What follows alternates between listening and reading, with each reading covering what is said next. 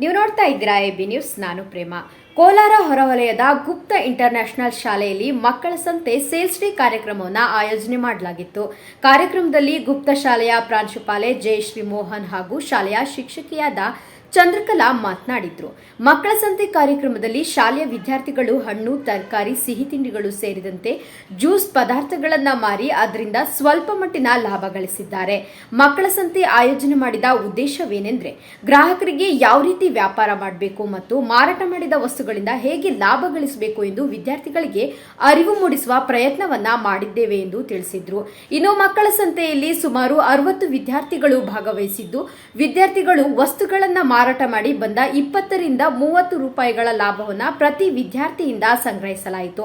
ಇದರೊಟ್ಟಿಗೆ ನಮ್ಮ ಶಿಕ್ಷಕರು ನೀಡಿರುವ ಸ್ವಲ್ಪ ಸಹಾಯದ ಹಣವನ್ನು ನಗರದಲ್ಲಿರುವಂತಹ ಅನಾಥಾಶ್ರಮಕ್ಕೆ ನಾವು ದೇಣಿಗೆ ನೀಡುತ್ತಿರುವುದಾಗಿ ತಿಳಿಸಿದ್ರು.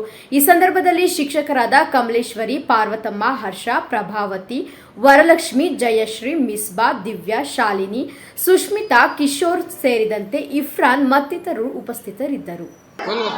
ಎಷ್ಟೈತೆ ಕಲೆಕ್ಷನ್ ಬೆಳಿಗ್ಗೆಯಿಂದ ಎಷ್ಟು ಮಾಡಿದ್ರೆ ಕಲೆಕ್ಷನ್? ಹೌದಾ? ಏನಿದು? Gulab jamun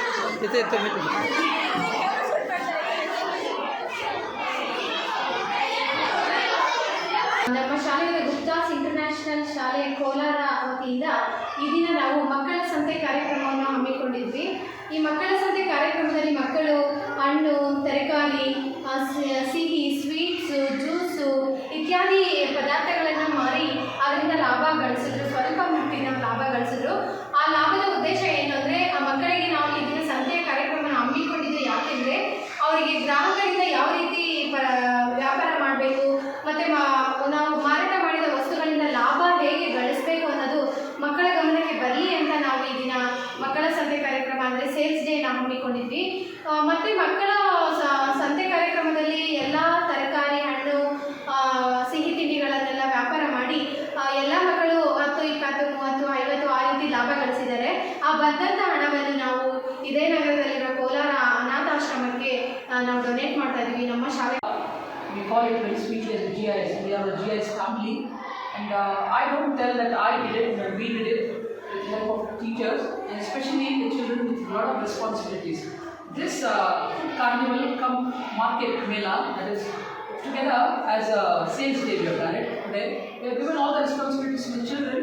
The idea behind this doing is that we have covered all the subjects in this. So for example, English communication with customers, and mathematics, that is how to count money, how to gain profit from principal amount, profit amount, and science, like what is there. People are